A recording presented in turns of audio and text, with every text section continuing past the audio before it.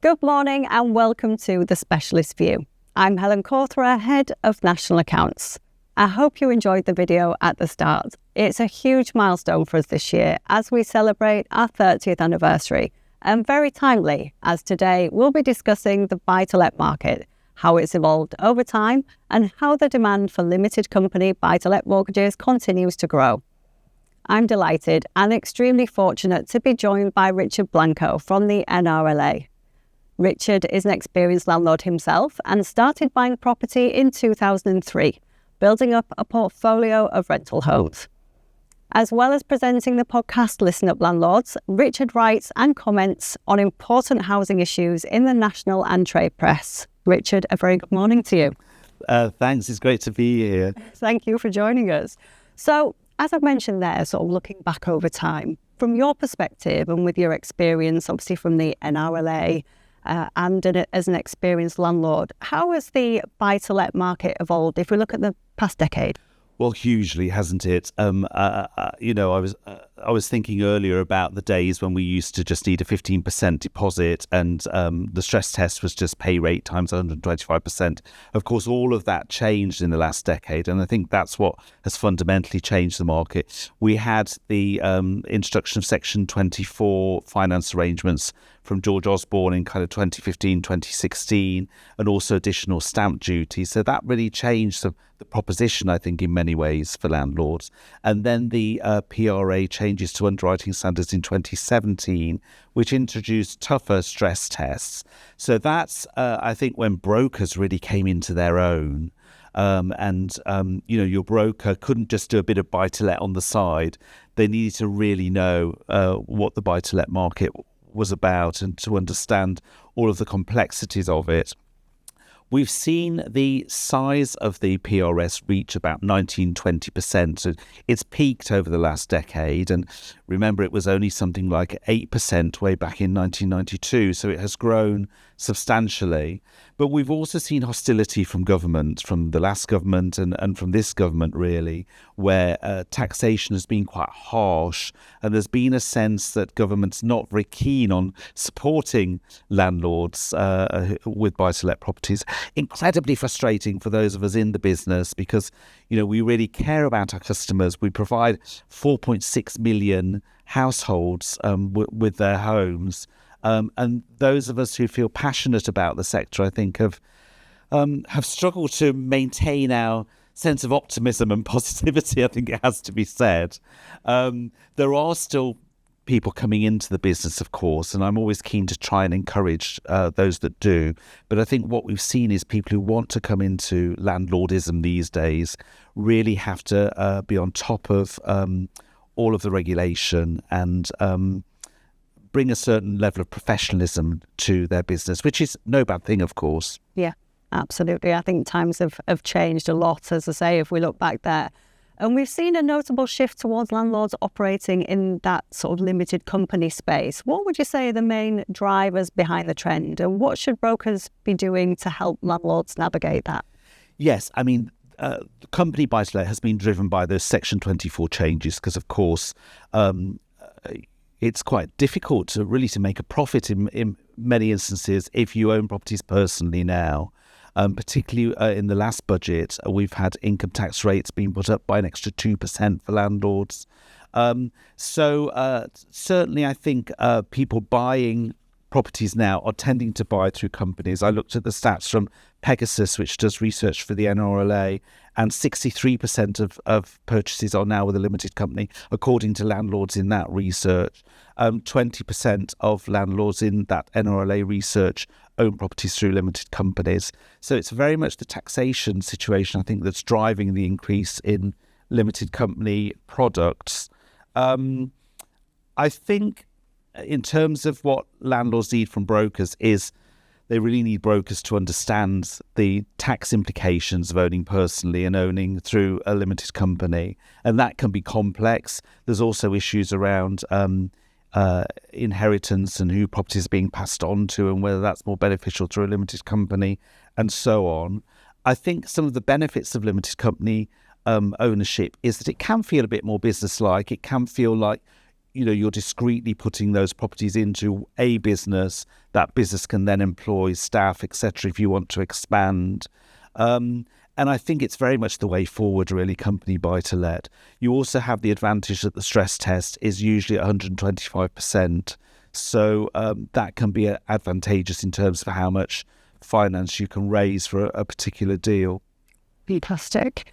And specialist lenders are playing, I think, an increasingly important role in today's buy-to-let market as some of those cases do become more complex. We talked there about the shift towards limited company buy-to-let. How do you see specialist lenders evolving, and where can brokers best leverage specialist lending to support their landlord clients?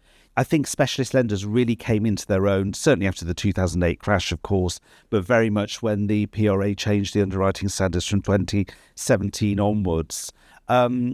What's been brilliant, really, in terms of specialist lending is the innovation. And in many ways, specialist lenders have kind of replaced relationship banking that perhaps commercial high street lenders would have had in the past, or the commercial arm of high street lenders.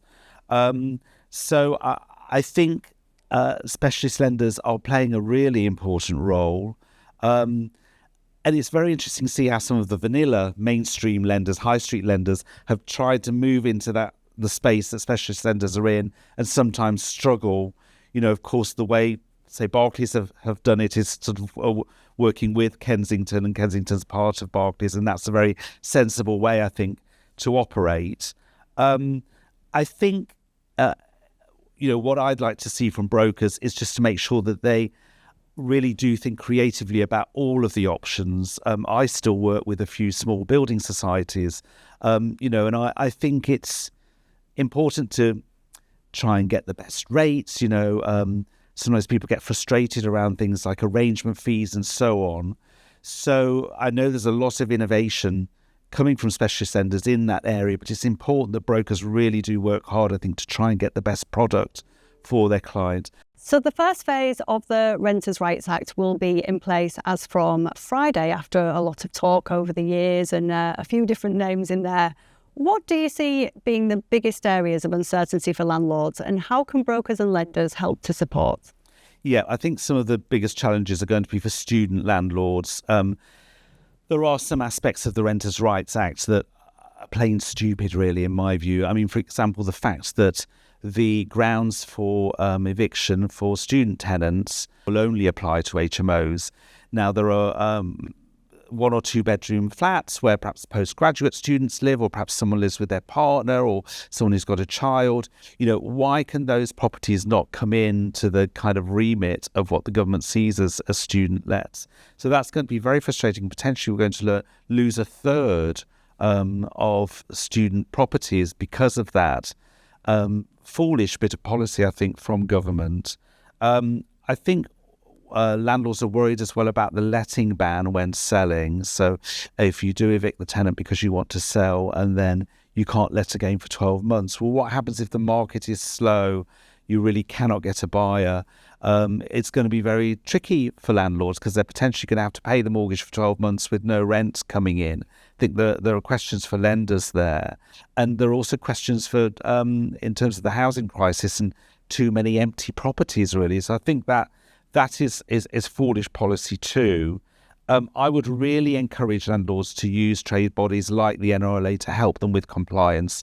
If you think about it, just not giving the information sheet to tenants that has to be given to them before the 31st of May can land you with a £7,000 fine. So landlords really need to be on top of this sort of stuff. And the best way to do that, of course, is to be part of a trade body. And I think for new investors, they really need to go in with their eyes wide open, in particular with things like licensing, Article 4 directions that prohibit HMOs in certain areas, as well as all of the new compliance around the Renters' Rights Act, that if you're a new investor, you really need to refurb for compliance, and you really need to set up systems to make sure that everything's in place and it's properly recorded. And we've got MEES coming as well, which I think we're talking about. Yes. Yeah, absolutely. So I think just really important there, just making sure we keep up to date with all of those changes. And obviously you mentioned essentially a few unintended consequences there. So just keeping up to date with obviously what's coming in phase 1, phase 2 and beyond. So in addition to the Renters' Rights Act, we have the minimum energy efficiency standards, where the government plans to raise the minimum standard to EPCC for all tenancies by 2030. Of course, we do know that there'll be a general election before that time, but based on the fact, and if everything stays the same, what challenges and most importantly, opportunities do you think these changes bring to landlords and mortgage brokers? Yeah, I mean, I think the NRLA is being very positive and pragmatic on this. It just wants to support landlords to fulfill those sort of policy requirements. And it's great to see that lenders are bringing out more and more kind of green products that are targeted at landlords with energy efficient buildings. I feel that the government is being a bit overly naive and optimistic really with this policy personally, and this is where I would differ really from the NRLA view on this. I think we really should be looking at D by 2030 and C by something like 2036. We've got 2.5 million properties in the private rented sector that are D or below and that are going to need upgrading. And we've got a shortage of something like 250,000 tradespeople by 2030, and some of the trades bodies say that it's going to be a lot more than that. So I think we should be looking at a much more long-term perspective. But there are, of course, opportunities here. So there are opportunities for lenders in terms of low-cost loans, which is a possibility that the government's looking at, and I think that would be fantastic. Landlords are going to have to spend up to 10,000, which is going to be quite a challenge. I mean, for somebody who's got perhaps 15 properties, they're looking at 150,000 potentially. And where I've certainly seen mortgage payments quadruple in some cases because of interest rates going up. That's a really, really tough challenge, and particularly if landlords are hit quite hard by Section 24 tax arrangements. So it's very challenging for landlords. I think we do need to remember that. There is an opportunity, of course, to upgrade properties, which is great, and we need that. But I worry that we're not quite there with air source heat pumps, for example. I think that the next wave of them, the technology is probably going to get better. At the moment, they tend to heat to about 45 degrees efficiently, and that's much lower than the 70 degrees that a gas combi boiler will heat to. And I think until air source heat pumps can get up to that 70, and some can already, then we should be holding off, really. There's also the fact that electricity is quite a lot more expensive than gas. So there's going to be an emphasis on having batteries and solar panels. So we need space for those. It doesn't work with flats and so on. So there are lots and lots of challenges there. I think we need to have our eyes wide open on this. And I think the other thing is that with a possible change of government, net zero could be lower on the agenda. And I'm not sure that the next government will be as ambitious really about C by 2030 as this government is. So that means that there's a lot of uncertainty. So it's a tricky area, I think, actually, Helen. Yeah. Absolutely. And many brokers will be watching this morning, and we know that when it comes to BuyToLet, over 90% are submitted via an intermediary, which really demonstrates the importance of that advice. How can brokers best support landlords in today's climate, and what do you think sets them apart? Yeah, I mean, I think brokers are essential for BuyToLet now, aren't they? Because it's just got so complicated, and, you know, there's this whole array of specialists and the more vanilla stroke mainstream lenders. What the broker is fantastic at doing is really championing the needs of the customer. So hunting out good products. I think it's important they don't kind of rest on their laurels and just go with the same lenders all the time. Obviously, Kensington's got a great offer, and it's important that they're aware of everything that a specialist lender like Kensington has to offer, but also sometimes thinking about smaller building societies and so on that might have the right product. I have a friend who runs my local corner shop, actually, and he's English isn't his first language. He always asks me about mortgage products and so on. Once I'm going in for some tea bags or whatever, and I'm sometimes a bit shocked by the rates that he gets, and I worry that the broker's not working as hard as he or she could for him. and that he's not aware because he doesn't have English as a first language. So I think the role for brokers educating customers as well is really, really important. One of the challenges when you use an intermediary is you're kind of potentially de-skilling yourself because you're letting the broker do the stuff with the lender. So it's important that the broker is kind of educating the customer and taking them with them, I think. But brokers are also brilliant at mapping out options. Like there was a deal that I didn't do in the end because I didn't speak to my broker early enough, and I didn't know about second charge loans and regulated bridging that I could have on my own home and so on. So brokers are brilliant at mapping out all those things that customers might not be aware of. And I think they're also really good at helping out when perhaps the lender's gone into computer says no mode. I had a broker once write a brilliant letter appealing to an underwriter. I'm somebody who has never failed to pay a mortgage in my 22 years as a customer. And sometimes the broker going to the BDM or potentially the underwriter directly can really save the day, particularly if you've got a pernickety underwriter and a grumpy valuer. And there are times when I've literally wanted to throw myself in the Thames. I'm sure lots of brokers can relate to that. That can be very tricky. I think there are some issues around lending criteria that can be very frustrating. And there are moments when I'll sit with my broker and say, there's nothing we can do about it. And that can be frustrating. I think it's important that lenders hear this sort of stuff. For example, on stress tests, the PRA said in 2017 that if it was a 5-year fix, it could be stress tested at pay rate.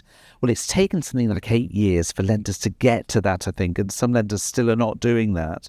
I wish the PRA had said 5-year fixes must be stress tested at pay rate.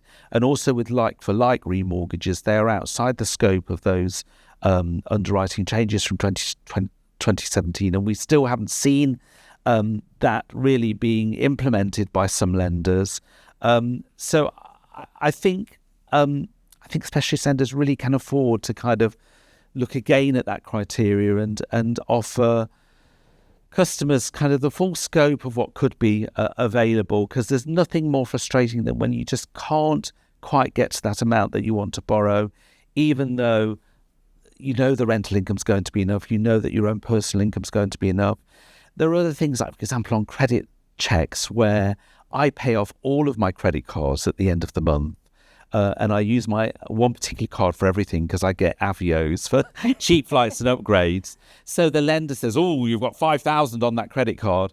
But actually, I'm paying it off at the end of every month, and that doesn't show on the credit file. And those sorts of things can be really frustrating. I think where tenants are trying to get a mortgage and their rental payments have been up to date forever, but that doesn't show on the credit file. I know there are some innovations around that, but there is definitely scope for lenders to evolve around that. And of course, brokers are a very important conduit for lenders to get that information.